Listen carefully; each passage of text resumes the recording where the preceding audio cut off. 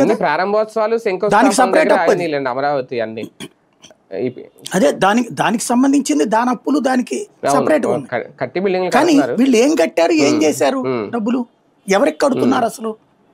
జగన్ టైంలో ఇదిగో జనం దగ్గరికి వెళ్ళినాయి, అమ్మ ఒడని చిన్నపిల్లల తల్లిదండ్రుల చేతుల్లోకి వెళ్ళి ఫీజు రియంబర్స్మెంట్ 2 ఏళ్లలో డబ్బులు లేవు వీళ్ళు. మరి ఫీజు రియంబర్స్మెంట్ పోయా, అమ్మ ఒడికి సంబంధించింది ఒక ఏడాది ఎగ్గొట్టా, అన్ని పథకాలు ఎగ్గొట్టారు ఫస్ట్ ఏడాది. మరి ఆ ఏడాది 50,000 కోట్లు ఏం చేసేసినట్టు 45,000. చాలా మంది విద్యార్థులు మానేశారు పీజీలు జాయిన్ అవ్వడం. మరి అది ఎందుకు పట్టించుకోవట్లేదు అర్థం కావట్లేదు. మొన్న అది లెక్క కూడా వచ్చింది కదా, ఎంతమంది పర్సంటేజ్ మారారు అనేటటువంటిది మానేశారు. మరి వీళ్ళు ఏం చేస్తున్నారు డబ్బులు అది తెలియట్లా జనాలకి. పోనీ రోడ్లు వేసారా, మొదట్లో గుంటలు కూర్చారు అంతే, రోడ్డు వేయలే. 18-17 నెలలు అయిపోయింది.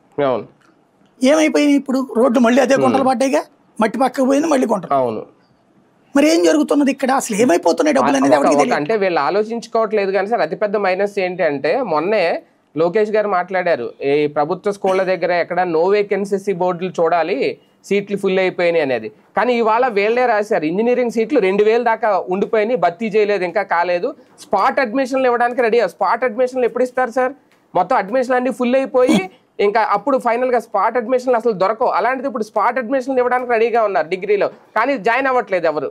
ఇంకా నో వేకెన్సీ బోర్డులు. దీనికి కారణం ఏంటంటే ఫీజు రియంబర్స్మెంట్ రావట్లేదని భయపడి ఎవడో జాయిన్ అవ్వట్లా. అది ఎంత పెద్ద రేపు నెక్స్ట్ ఇయర్ కి ఇంటర్మీడియట్ డిగ్రీ కూడా నెక్స్ట్ అదే జరుగుతుంది. ఎందుకంటే లాస్ట్ ఇయర్ ఫీజులు కట్టలేక ఆ మేనేజ్మెంట్